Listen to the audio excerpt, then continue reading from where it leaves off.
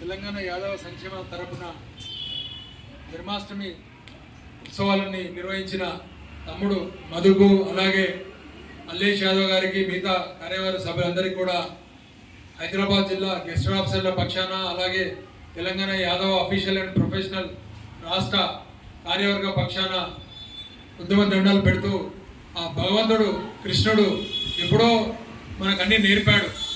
ఆ నేర్పిన క్రమంలో కొత్తగా అందరూ సూట్ వేసుకొని బూట్లు వేసుకొని దాన్నే ఇంప్లిమెంట్ చేస్తున్నారు. అంటే భగవంతుడు ఒక 400-500 సంవత్సరాల క్రితమే సమాజంలో ఎవరెవరు ఎట్లుండాలి, వాళ్ళ పాత్ర ఏంది, వాళ్ళ కార్యక్రమాలు ఏంది అని ఉంటే, ఇప్పుడు కొత్తగా సీఈఓలని వాళ్ళని మొత్తం కృష్ణుని తత్వాన్నే ఇప్పుడు బోధిస్తున్నారు. ఆ బోధననే మన తెలంగాణ యాదవ సంక్షేమ సంఘం కూడా ప్రతి బస్తీలో, గల్లీలో, వాడల్లో వాళ్ళ వాదాన్ని వినిపిస్తూ తెలంగాణ ఉద్యమంలో వాళ్ళు కూడా గట్టిగా పనిచేశారు.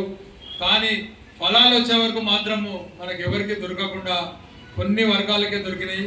ఖచ్చితంగా రాబోయే రోజుల్లో దేవదేవుడు శ్రీకృష్ణుని ఆశీర్వాదంతో ఇంకా గట్టికి కావాలని, సంఘాలన్నీ బలోపేతం అయితే సమాజానికి ఉపయోగపడతాం. అట్లే కుల వృత్తులు కూడా డెవలప్ అయితే, ఎట్లయితే మన యాదవుల మన వృత్తి పాల ఉత్పత్తి, పాలకు సంబంధించిన ఆవులు, గేదెలు, గొర్రెలు, బర్రెలు, దాంతో భాగంగా లెదర్ బిజినెస్ కూడా మనమే టేకప్ చేసుకొని అటు జర్మనీ కానీ ఫిన్లాండ్ కానీ మన యువకులని ట్రైనింగ్ ఇచ్చి మంచి స్కిల్ సెంటర్స్, ఇప్పుడు ఎట్లయితే ఈ కొత్త ప్రభుత్వం వచ్చి, కాంగ్రెస్ ప్రభుత్వం వచ్చి స్కిల్ యూనివర్సిటీస్ పెడుతుందో, అట్లనే మనకు సంబంధించిన వృత్తిపరమైన స్కిల్ యూనివర్సిటీలో పెట్టి మన యాదవులని నైపుణ్యాన్ని ఇంకా ముందుకు తీసుకెళ్లాలని చెప్పి మీ ద్వారా తెలియజేస్తూ, నాకు ఇంత మంచి సన్మానం చేసి ఇంత మంచి పత్రాన్ని ఇచ్చినందుకు మా తమ్ముడు గంగుల మధు గారికి, అలాగే మల్లేష్ యాదవ్ గారికి మరొకసారి మా సంఘం తరపున